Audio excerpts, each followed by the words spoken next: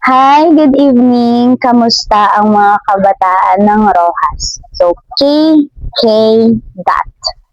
Kabataan kontra droga at Terrorismo, meaning you are against sa drugs and terrorism. And by this time, I assume na tapos na po kayo sa lecture niyo regarding drugs. So, we will proceed naman po sa lecture regarding terrorism, but hindi po ito yung your lecture lang kasi this is a personal testimony that I will share to you. So, this is my personal testimony na i-share ko sa inyo ngayong gabi. But first, I want you to watch this video. So, this video was taken last July 25 pa po, 2016. So, 10 years na siya. Please pay attention and later po, I'll be back and let's talk further about the video.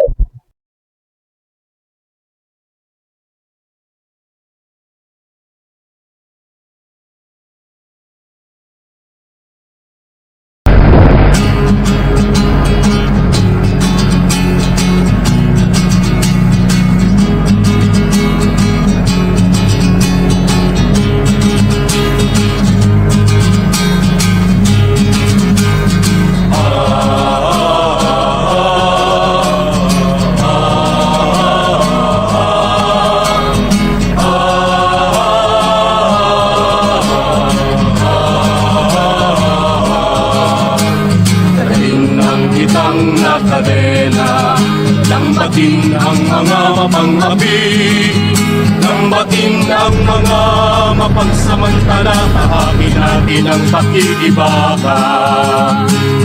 Gawin isang kapalaran, ito'y sistemang pinalihan ng ilang mapagsamantalang nakaupo sa kapangyarihan.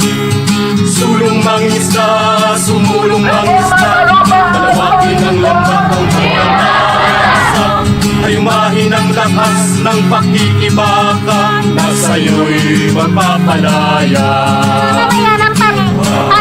Yung mga taong nakapagtapos lang po ng pag-aaral, yung mga taong naging professional na aking taong nagtuturo na rin sa Pali, yung mga guro namin doon ay nakapag-aral lang sa iba't ibang lugar dahil sa yun lang po yung tanging paraan upang makapag-aral buhay kami na kung saan yun yung tumutulong sa amin, no? Yun yung naging paraan namin para makapag-aral kami. Ngayon po sa Arcor, lahat po ng mga ginagawa namin, lahat po ng mga pinag-aaralan namin, lahat yun ay kaugnay labis sa Arcor. Bakit? Dahil kaming mga mamamayan ng Pali, kaming mga estudyante ng Pali ay nag-aangad na makapag-aral para sa aming kinabukasan. Ngayon, upang makapagtapos kami ngayon, kung ipapatutag po ako dito na lang, paano na lang kami? Paano kami makakapag-aral? Paano na para sa aming kinabukasan? Nananawagan po kami sa inyo na sana ay huwag na marami na karapatan bilang mamamayan at bilang kabataan ng mga lugar na sakop ng Taytay na kung saan ay ipinagkait sa amin ang aming mga karapatan. Ng paglaban sa kanayunan hanggang kalunsuran, inaguyod ang diwang, militante at palaban, tahakin ang pulang landas ng kalayaan. Sulong mangisda, sumulong mangisda, palawakin ang lambat ng pagkakaisa, ayumahin ang lakas ng pakikibaka, na sa'yo'y magpapalaya. Sulong mangisda, sumulong mangisda, palawakin ang lambat ng pagkakaisa, ayumahin ang lakas ng pakikibaka, na sa'yo'y magpapalaya. Ayumahin ang lakas ng pakikibaka, na sa'yo'y magpapalaya.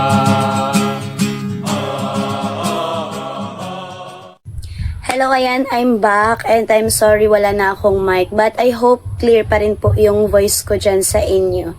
So, what is the context po ba nung video na napanood ninyo? But first, magpapakilala muna ako sa inyo. Sa mga hindi pa po nakakilala sa akin, I am Miss Maria Litinagsa from Pali Island. Okay, from Taytay po talaga. And alam ko marami po sa inyo na siguro nakikita na ako, but hindi pa po alam yung kwento ng aking buhay. I will just share my personal testimony regarding my encounter po sa mga leftist group. So what happened was, so this is the context of the video. Noong 2015, nagkaroon po nagpaba ng Administrative Order number 05 yung PCSD na ang mangyayari po doon ay 6 months na pwede mangisda at 6 months na hindi po pwede mangisda. Ngayon po, ang hanap buhay sa isla ng Pali ay pangingisda. So nagkukulture po doon ng suno. Kung alam niyo po yung tinatawag na suno, yun po yung red fish. Okay. Mahal yung bentahan nun, kaya yun po talaga yung napiling hanap buhay sa amin. And since isla nga siya, pangingisda lang yung po pwede doon. So ngayon, hindi pumayag yung mga tao sa amin. Kasi kung ipagbabawal 6 months na hindi pwede mangisda, wala pong kakainin yung culture. Okay? Yung suno na kinulture, wala po silang kakainin. So sa madaling sabi, dahil po tutol yung mga mamamayan ng Barangay Pali, mabilis na nakapasok madaling pumasok itong leftist group. Sila yung tinatawag nating NPA, the New People's Army. So, mabilis silang nakapasok kasi po, maliit lang naman yung isla. As in, sobrang liit lang niya. Okay? Nasa 2K lang yung tao doon. Baka nga wala pa. Baka nga wala pang 2K. So, meron lang doon sa amin, yung mga normal lang na mamamayan ng isla at yung mga barangay officials. Wala pong pulis doon. Wala kami nakikitang pulis doon. Wala kaming kilalang sundalo doon. As in, wala. Kaya, hindi po sila nahirapan na pasukin ang isla ng Pali. So, ngayon, parang tinake nila yung opportunity na makuha yung loob ng mga tao. Kasi that time, galit ang mga tao doon sa nagbaba ng AO na yon. Dahil nga hindi pumayag, lalo na yung mga mangingisda. So, itong tatay ko, hindi ko alam, wala naman kaming isda noong time na yun. Wala na kaming culture, hindi na kami nagkukulture. Pero isa siya sa mga na-recruit para maging member ng Samahang Pamalakaya. Okay, samahan po ito ng mga mangingisda at mga magsasaka. Okay, ng mga manggagawa, ganyan. So, yung nanay ko naman, naging member na rin po siya ng Gabriela. Ito naman po yung samahan ng mga kababaihan. I know some of you familiar na po dito. At ang alam ng lahat, this is a legal organization talaga ha. And ako naman, the 15 years old me, ay naging member ng Kabataan Party List. So I was the Deputy Secretary of the Kabataan Party List that time. At ang president naman ng Kabataan Party List ay ang aming SK Chairperson.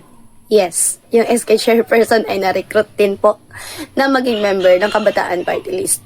So ito, kapag pumupunta yung mga NPA doon sa amin sa isla ng Pali, saan sila tumutuloy? Madalas po sa bahay. Bakit? Bakit sa amin? Kasi po, sa isla, kami yung, if this is the island, dito kami sa pinakadulo, okay? Kami yung nakatira doon sa dulo. At ang bahay namin ay medyo bukid. So, hindi sila talaga makikita lagi ng mga tao doon. So, pag pumupunta sila sa amin, may dala silang mga baril, okay? Dala-dala po nila yung mga armas nila. Nakikita ko yun, nakikita ng mga kapatid ko, at nakikita din po ng mga magulang ko. Pero, naging okay lang sa kanila yun. Alam niyo kung bakit. Hindi kasi sila nananakit, okay? Okay naman sila. Mababait din naman at nakakausap ko din naman po sila. And nagme-medical mission pa nga sila eh. And that is their way para makuha yung loob ng mga tao. So nakapagkwentuhan itong mga leftist group at ang tatay ko. So of course, tatanong nila yung anak ng papa ko kung kamusta daw po sa school, kung paano daw ako nagpa-perform sa school.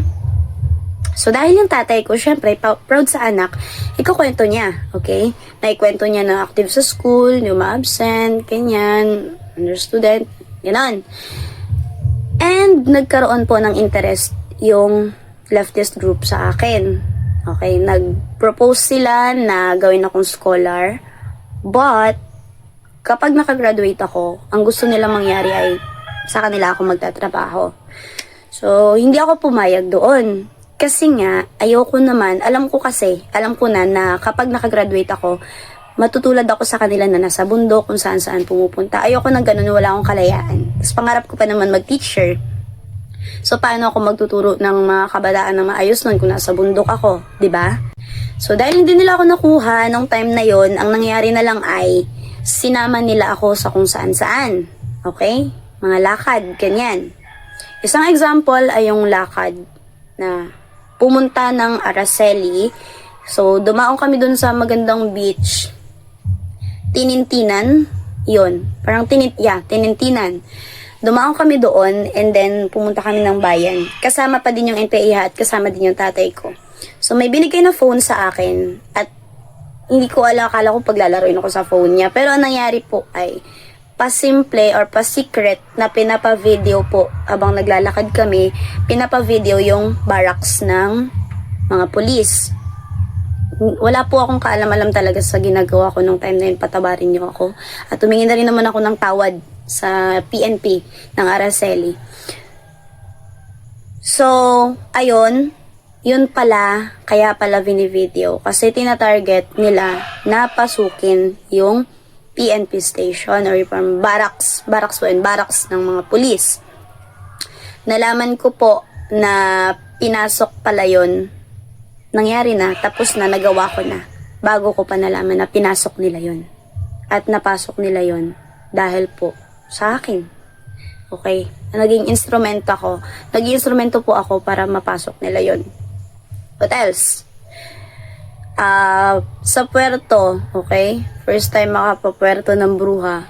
Okay, sinama sa puerto kasi merong parang session ng mga kabataan. At take note, kasama ko doon ha, na-recruit din doon yung mga kasama kong honor students, yung mga kaklase ko, friends ko.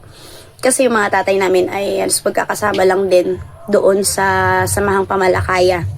So kami ng mga anak, kami yung tinatarget din para makuha at maging member ng Kabataan Party List. So dahil nga member kami, kasama na kami doon, okay, sa mga lakad na ganon. At kapag nagmi-meeting din po yung Pamalakaya, mini-meeting sila ng mga NPA. Naku-curious kasi ako, so sumasama ako. And then may meeting doon na parang sinasabi nila na sa meeting po kasi meron ding lecture, okay? Nalalecturean din po kami ng mga kabataan. Kasi meron silang lessons na parang stage din yon bago ka maging isang ganap na NPA. So sa lessons na yon, sa mga meetings nila na napag-uusapan at palagi nilang nababanggit na ito yung pinakanatandaan ko na puppet yung government. What do we mean by puppet? Diba kapag sinabi nating puppet, hindi siya gagalaw kung hindi natin gagalawin. So, ang pinopoint nila ay, yung government natin, kung hindi natin kakatukin, kung hindi natin gagalawin, kung hindi natin kukuyugin, hindi rin gagalaw para sa atin. Yun yung point nila, kaya, yung way nila ng pakikipag-usap sa government para gisingin, para alugin, para pakilusin yung government natin is through rally. Yung nakita nyo kanina na video. Okay, ganun yung ginagawa nila. Kaya ako, na sobrang curious talaga, sumama po ako doon sa rally. Pero hindi ako sumama doon para magsalita. Okay? Wala po akong idea na gagawin ko yun. Sumama lang ako kasi nga, yun yung feeling na, alam mo yun, yung akala mo ikaw na yung tinuturing na pag-asa ng bayan. Ikaw yung pag-asa ng bayan kasi nagvo-voice out ka.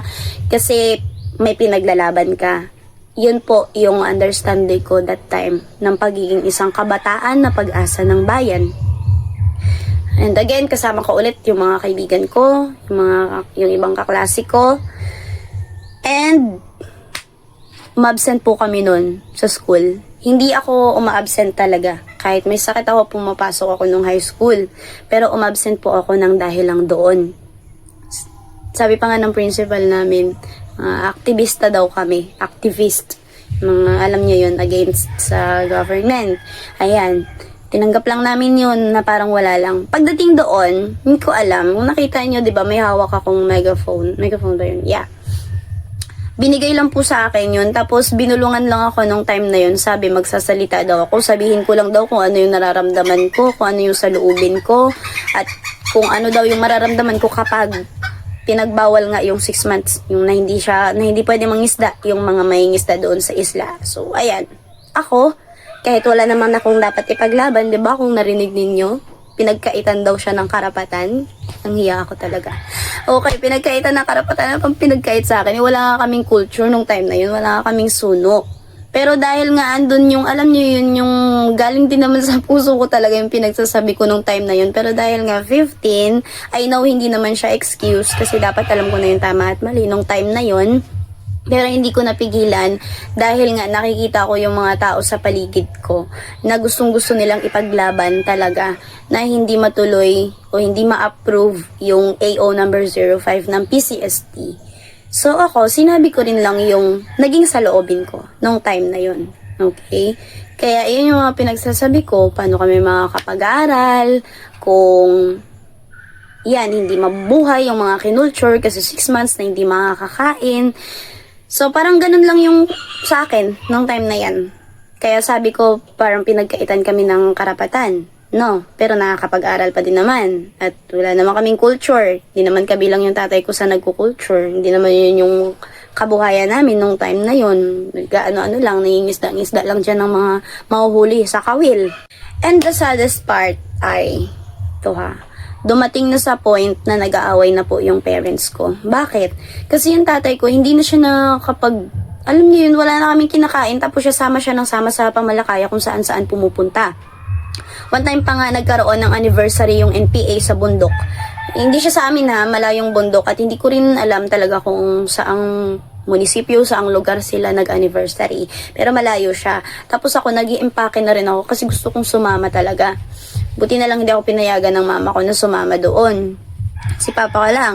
So nag-aaway na sila dahil, 'di ba?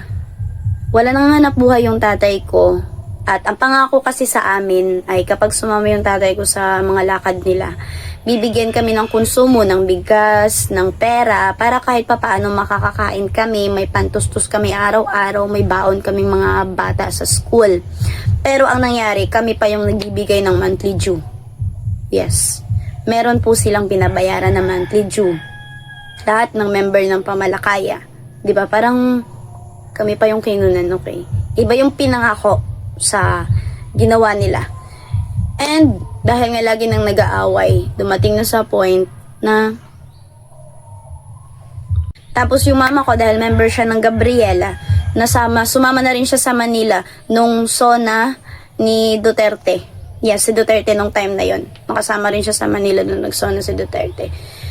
And dumating na sa point na yung tatay ko, parang gusto niya nang itigil. Kaya kami nag-move ng El Nido. My father and I. Nung senior high ako sa El Nido, dito na ako sa El Nido nag-senior high school. Dahil ang tatay ko dito na rin nagtatrabaho. Nagpapanday na siya. To our surprise, kahit wala na yung SIM card, itinapon na, wala na kaming contact doon sa mga NPA, nakukontak pa rin si Papa. Nagugulat na lang po siya na tinatawagan na siya. Tapos, tinatanong madalas kung kamusta ako, kung nasaan ako, kung nag-aaral pa din daw ba ako, kasi gusto talaga nila akong kunin at pag-aralin. So, ang ginagawa na lang ng tatay ko, every time na nangyayari yung ganun, nagpapalit ng number. And then, nung nag-grade 12 ako, nagkaroon kami ng Junior Rescue Jamboree sa high school. Ginanap yun sa Magarwak sa Puerto. And hindi dapat po hindi ako yung sasama nun kasi hindi naman ako yung president ng Junior Rescuers ng ENHS. Pero dahil meron akong contact doon sa advisor namin, so ako yung nakontak kasi hindi makontak yung president. And alam niyo po ba, walang-wala talaga ako nung time na yun. Wala akong pamasahe, mga damit ko labahan lahat kasi nagbo-boarding house lang ako mag-isa. Tapos wala talagang pera si Papa nung time na yun. Pero nagawa ng paraan na yung tatay ko nangutang na lang. Tapos ako, dala ko mga damit, yung mga labahin ko. Tapos yung yung parent consent namin, gabi na namin inasikaso kasi kinabukasan agad-agad kailangan umalis. So, it went well hanggang sa last day ng training, doon na may pumunta na mga AFP, Armed Forces. So, nag-lecture po sila regarding the leftist groups. And okay naman ako, not until dun sa lecture, meron na silang pinakita na video parang nilelecture nila yung nanay na yung anak niya ay hindi na umuwi sa kanila. So, nag-aaral sa UP ha, University of the Philippines. Nag-aaral sa UP yung anak nila. Hindi na umuwi. Tapos, nakatanggap na lang sila ng message na galing sa anak nila na hayaan na lang daw siya. Parang ganito yung sinasabi ng anak. Parang ganito ha, hayaan nyo na lang po ako kasi may sarili na akong isip kasi malaki na ako. Okay? At pinanganak nyo lang ako pero hindi nyo ako pagmamay-ari. Yun yung sinabi ng anak. Just doon ako nagulat din bakit ganun yung sinabi ng anak. Dahil po pala yung bata na yun ay na-brainwash na ng mga NPA, ng leftist groups. So ako, habang nasa gilid ako nakikinig, parang nagmumurmur ako. Parang sinasabi ko na, mababait naman yung mga NPA. Kasi doon sa lecture, parang sinasabi nila na bad people, yung mga NPA. So ako sinasabi ko talaga sa sarili ko, kina-convince ko pa rin yung sarili ko na okay naman sila, mababait naman sila. Kasi hindi naman kami, di ba, sinaktan nung sa bahay sila tumutuloy. Hanggang sa pinakita na nila yung mga organizations. Eto ha, na legal naman siya sa atin. Ayan nga, di ba, kapag election, nandyan din sila. Okay? Yan, malapit na yung election ha. Naandyan din sila, tapos binoboto pa rin ng taong bayan. Kasi hindi lahat aware, okay? Hindi lahat aware. Lalo na yung mga kabataan, okay? Na malalayo, hindi talaga nila alam yung tungkol dyan. So, I'm here ngayon para sabihin sa inyo na nung time na yon, isa sa mga pinakita na mga party list ay ang ACT teachers. O, samahan ng mga teacher. Ang Gabriela, kasi nagulat talaga ako, Pamalakaya, and then the Kabataan Party List, kung saan ako member. So sabi ko, bakit ganun? Eh, legal naman sila na kapag-operate yung mga organization na yun, di ba? So sila po pala ay NDF. Sila yung National Democratic Front. Balikan to yan. First, sa taas, we have the CPP, the Communist Party of the Philippines. Bale, sila yung pinaka nasa taas ha. Ang nagtatagpo nito ay si Joma Sison, kung kilala nyo si Joma Sison. Napag-aralan na rin to, elementary pa lang hanggang high school, AP, Araling Panlipunan, sa mga hindi nakikinig dyan talagang sinasabi ko sa inyo ha. Okay, CPP, sila nasa taas, sila nagmamando, ganyan-ganyan. Next, dito, we have the NPA. Ganyan natin. CPP, NPA. Ang NPA po, sila yung armed force na nagpo-protect. Okay? Sila yung armadong samahan. Hindi sila direktang isang grupo ha, pero magkakaugnay po silang tatlo. The CPP, ang NPA, yung armed, and sa harap ng NPA ay meron pang NDF. Ano naman yung NDF? Bakit siya nasa harap?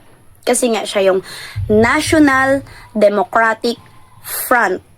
Sila yung mga organization na nagfa-front para maisakatuparan yung mga gustong mangyari ng CPP at NPA. Okay? 'Di ba? So nasa government lang din sila. Atin lang to. Char. Nasa government lang din sila. 'Di ba? Kung familiar kayo sa Gabriela, 'di ba? Mga kababaihan. Tuwing election, nababasa nyo yan. Okay? So ngayon din i-discourage ko na yung mga kabataan na nakakakinig sa akin. Kapag kayo talagang bumoto sa mga ganyan, sinasabi ko sa inyo, puputos ko kayo. Hindi, joke. So, ngayon, natapos na yung lecture na naiwan ako na napapaisip. Pero hinayaan ko lang pagkatapos nun. Maya-maya po, bumalik yung AFP. Kasi sabi nila hindi daw po pwedeng babalik sila sa camp nila na wala silang ma-share, na may natutunan yung mga bata na nakinig sa kanila. To my surprise, syempre dahil bida-bida ako that time, nag-leader-leader ano yun, pag nagpa-prayer, yan, lagi-lagi nagpa-presenta. So, itong nung camp na yun, ako yung tinawag, yung nagfa-facilitate ng camp. Sabi niya, mag-share lang daw ako ng kahit konting natutunan ko doon sa lecture ng AFP. And nung kinausap na ako ng isang babae, si Ma'am Kat, tinanong niya ako kung ano daw yung natutunan ko kahit maikli lang. Alam niyo ba yung sabi ko sa kanya? Sabi ko na lang, hindi ko pinag-isipan to ha, pero sabi ko kaagad sa kanya, actually, ang dami ko pong natutunan. Yan lang, yan ang sinabi ko, hindi ko alam ba't ko sinabi yun. So, maya, hanggang sa napahaba yung usapan namin, nakapag-share na ako ng mga nangyari at mga naging encounter ko sa NPA. Nung nakapag-share na ako, doon ko nalaman na nung time na yun ay nasa puerto din yung SK chairperson namin at nagsusurrender na. Noong mga panahon po pala na yon ay marami ng wanted. Hinahanap na po yung mga NPA na nandito sa Palawan. So, dahil alam na po nila yung tungkol sa akin, yung mga kasama ko nung camp na taga ENHS, naguguluhan sila pati yung teachers na kasama namin. So, nangyari na lang ay hiniram muna nila ako at dinala sa brigade ng Marines. So, doon parang, alam niyo yun, yung takot. Kasi kaharap ko yung mga malalaking tao, yung mga nasa mataas na posisyon ng Marines. Yung una talaga, syempre, natakot ako. Kasi hindi ko alam yung gagawin sa akin. Baka mamaya, kukulong ako or ano. Tapos, hindi alam ng parents ko. So, nagkaroon lang ng parang interrogation na siya, gadon, na daming tinanong. Tapos, may pinakitang pictures. Nagulat ako kasi pinakita yung picture ng kasamahan ng tatay ko, ang president ng Pamalakaya. Tapos, tinanong ako kung kilala ko. Tapos, syempre, sumagot ako ng oo. Tapos, kinakabahan ako kasi sabi ko, baka mamaya picture ng tatay ko yung makita ko. Tapos, maya-maya yung mga pictures na ng mga NPA at lahat talaga sila ay karamihan talaga doon. Siguro, dalawa lang hindi ko kilala. Karamihan sa kanila mga pumunta na sa bahay. Tapos, iba-iba yung pangalan nila. Kasi, ganito po yan, may tawag silang mga ka, like, ka-Max, ka-Alex, yan. Kada balik nila sa amin, iba-iba yung pangalan nila. Kaya doon, sa picture na pinakita ng wanted, iba-iba din yung pangalan nila. Tapos, may mga patong na pala yung mga ulo nila nung time na yon. So, nagulat din sila dahil kilala ko nga lahat ng yun. So, confirm na meron talaga akong encounter at meron akong ugnayan na nagkaroon ako ng ugnayan doon sa mga NPA. So, fast forward, pagbalik ng El Nido, ayan, nalaman na ng parents ko. Yung mga Marines, pumunta na sila sa isla ng Pali. Doon kinausap na rin yung parents ko. Ayun nga, tinanong ko ng parents ko bakit daw ako nagsalita, ganyan. At sinabi ko rin na yung tatay ko binigyan ng baril. Pero binalik ng tatay ko kasi syempre natakot siya. So, nangyari na lang, fast forward ay nagbalik loob kami. So, gagraduate na ako ng grade 12 noon, mag-first year college. Nung mga time na yon ay nagbalik loob kami sa Rojas, dyan sa Rojas, okay? And nag-surrender kami dyan sa 3rd Marine Battalion. So, nangyari ay ginawa po akong scholar ng Marines. And dyan na rin po ako tumira. Pinagawa ng bahay dyan sa harap. And yung the first ever na nag-talk ako ay sa San Vicente. Ito yung unang pag-share ko talaga ng personal testimony ko. Marami pa akong hindi nabanggit, pero kasi ang hirap niyang banggitin dito sa video. Mas maganda sana siya kung personal kong sasabihin sa inyo, but I hope next time, sana magawa natin.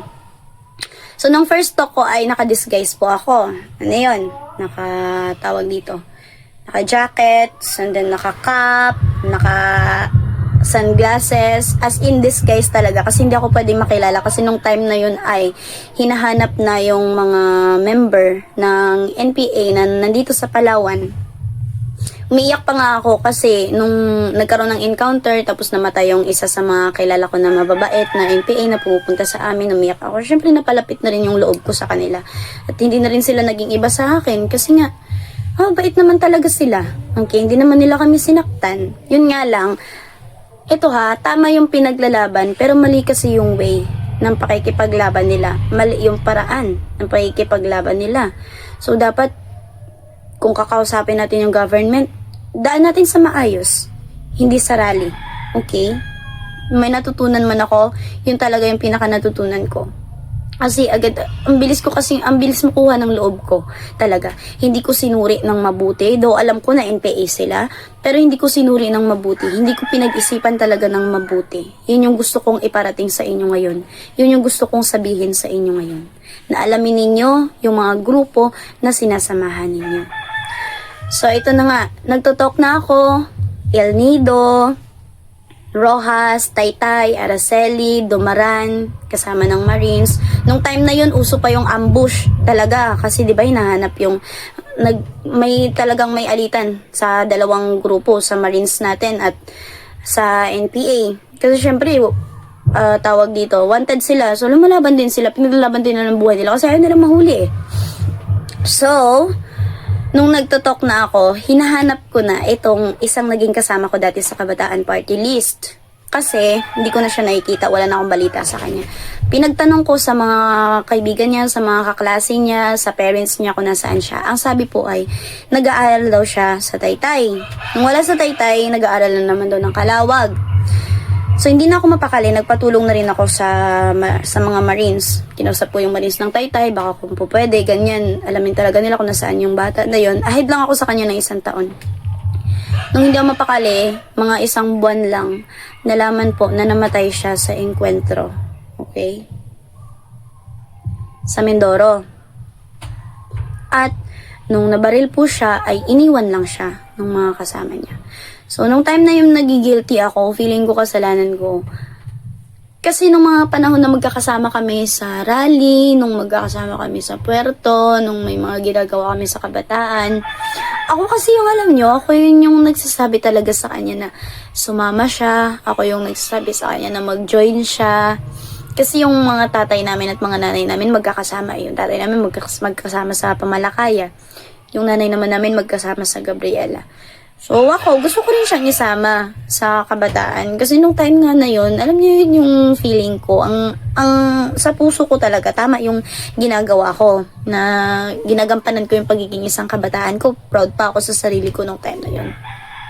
Tapos hindi ko na kasi siya nakamusta nung dito na ako nag-aaral sa El Nido. So yun nga, nalaman ko na lang na namatay na siya sa engkwentro. Na hanggang ngayon, medyo kinaka-guilty ko pa rin. Kaka-birthday niya lang last month. Na pag naaalala ko siya, syempre nasasaktan pa rin ako kasi hindi ko siya nailigtas. Kaya po, ngayon ako ay nasa inyong harapan. Hindi man personal ha, ngayon ako ay pinapanood ninyo kasi ayoko pong sayangin yung buhay na binigay sa akin na nailigtas ako. Imagine, hindi dapat ako yung kabataan, hindi dapat ako yung estudyante na ipapadala nung time na yun sa puerto para sa camp na yun, pero ako yung natawagan. Hindi dapat ako yung makakausap na estudyante na tatanungin kung ano yung natutunan sa naging lecture ng NPA, pero ako yung napiling kausapin. Hindi nila ako kilala nun. Tinanong ko rin after kung kilala na ba nila ako. Hindi nila ako kilala. So, God made a way, I believe, na gumawa talaga ng paraan si Lord para mangyari sa akin ang mga bagay na yun. Mailigtas ako para magawa ko kung ano yung ginagawa ko ngayon. So, habang nag-aaral ako ng college, kapag free time ko, kapag may ganap yung Marines, kapag may ganap yan, sila Sir Jason Apgao, kapag may ganap sila, sumasama ako at nagtotalk ako. Bakit hindi ako natakot? Ang tanong nila, hindi daw po ba ako natatakot? Nung una, syempre, natatakot ako. Sakay-sakay ba naman ako ng rook? Ng sasakyan ng Marines na ina-ambush. Syempre, matatakot ako. Nung time na yun, di ba, may taga-Taytay din na mga Marines sa Taytay na in-ambush, tinambangan, okay, na namatay din. Papunta silang Rojas nun. So, syempre, natatakot ako. Tapos, meron pang ambush site sa papuntang Dumaran. Natatakot, of course. Pero naniniwala ako na hindi po ako niligtas ni Lord sa ganung way. Dahil wala lang. Okay? Niligtas niya ako dahil may purpose yung buhay ko. And maybe this is my purpose. I found my purpose. And mas nakita ko pa yung purpose ko nung pinag-aral ako ng Marines ng college. Kinuha ko yung teaching. Bakit? Kasi gusto kong hindi matapos yung pag-e-educate ko sa mga kabataan, sa mga makakausap ko, at gusto kong maituro ko rin siya. Kasi hindi ito talagang natuturo sa school eh. Yung mga ganito na may personal testimony. Ayokong sayangin yung naging experience ko para ma-share sa mga kabataan na pwede pang maligtas, na may possibility din na pwedeng i-recruit ng leftist group. So, sa ngayon, dahil hindi po ako nakarating, I'm so sorry, but I made a way para marinig pa rin po ito ng lahat. Though ang iba alam ko narinig nyo na to kasi mga nakasama ko na rin kayo sa camp before. So matagal-tagal tayo hindi nagkita at matagal-tagal na hindi ko na to nagagawa. Pero habang may opportunity po na magawa ko ito ay hindi ako magsasawang gawin to. Manawa na kayo sa mukha ko at sa mga sinasabi ko, pero hindi po ako magsasawa na gawin ito. So ngayon tinuturo ko na rin siya sa students ko. Pag nagka-class kami, na-share ko na rin po sa kanila. Kasi hindi sila familiar sa KKDAT. Hindi po nila alam yung KKDAT. Okay? So, sa mga nanonood ngayon, sana andyan ngayon, okay? Gusto kong batiin kayo dahil pinapanood nyo to, dahil member kayo ng KKDAT. At gusto kong sabihin sa inyo na proud ako sa inyo. At sana hindi po magbago yung alab ng puso nyo na maging member ng KKDAT.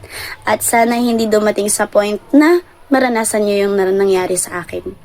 Kasi naniniwala ako na hindi mo kailangan suotin o isuot yung sapatos ng iba para matutunan mo kung ano ang natutunan nila. Minsan, kailangan mo lang itong marinig sa isang testimony na nanggaling sa totoong tao na naka-experience ng ganong klaseng pangyayari. Kaya thank you so much sa pagbigay ninyo ng time. Marami pa akong gustong sabihin pero kailangan kong gawing short lang ito dahil alam ko marami pa din kayong activities. At mas dama sana kung personal kong sinasabi sa inyo to. And this is my first time na i-video yung sarili ko no, para mapanood ninyo. And thank you so much sa pagbigay ng time. Sana nakinig ang lahat at sana natuto ang lahat. So if you have time, 'di ba? Lahat naman nagfe-Facebook, lahat naman nagsuscroll sa Facebook. Try to find some time na mag-scroll din kayo ng news about sa mga nangyayari sa government natin, ha? Kasi ngayon, active pa rin po yung Kabataan Party List. Ayan, may na-share nga ako kay Sir Apgao na, ayun nga, yung Kabataan Party List, pumupunta pa rin sila sa isang university. At ang nakakatuwa lang, pupunta sila sa isang university. So, pinost ngayon ng university, ng Facebook page ng university na yun, yung itong Kabataan Party List, para mag-share lang naman sila daw nung about government, ganyan-ganyan, pero alam ng mga kabataan o ng mga estudyante doon sa comment section na sila ay parang ano lang nila yon, front lang nila yung mag-share ng ganyan-ganyan, pero iba yung pakay nila. Yung pakay talaga nila is makarecruit. So I am glad talaga na hindi ako umabot sa last step, kasi yung last step na lang sa akin ay humawak ng baril para maging isang ganap na NPA. Glory to God na hindi niya ako pinabayaan at ngayon ay nagtotalk na ako at hindi magsasawang i-share again ang aking personal testimony sa inyo. Yan, maraming salamat at sa muli, I am Miss Maria Litinagsa, naging scholar, proud scholar ng Marines at ngayon ay hindi sinasayang ang buhay para makapag-share ng personal testimony at makapagligtas ng marami pang kabataan. At sa kasalukuyan po, kaya po ang inyong lingkod ay hindi makakauwi dahil, ayun nga, nandito tayo sa El Nido ngayon at ako po ngayon ay private school teacher na ng Potter's Play School dito sa El Nido. At yun, I am praying din na maging successful din kayo sa buhay. Kung ano man ang mga pangarap nyo sa buhay, ituloy nyo yan nang hindi nagpaparecruit sa leftist group.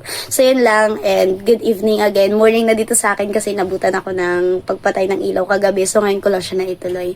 And enjoy your activities at sana ay patuloy na magbigay ng inspirasyon sa iba pang kabataan, okay, na ma-share din po ninyo kung ano man ang na-share ko sa inyo at ma-inspire din po yung ibang kabataan na sumama pa po or mag-join pa ng KKDAT. Kung may kilala kayo na hindi pa nakakapag-join ng KKDAT, please ipa-join niyo po sila sa KKDAT para marami tayong aware, okay? Huwag nating ipagdamot ang ganitong kasing opportunity na malaman din po nila kung ano yung nalaman ninyo ngayon. So maraming salamat at again, mag-enjoy kayo and ingat!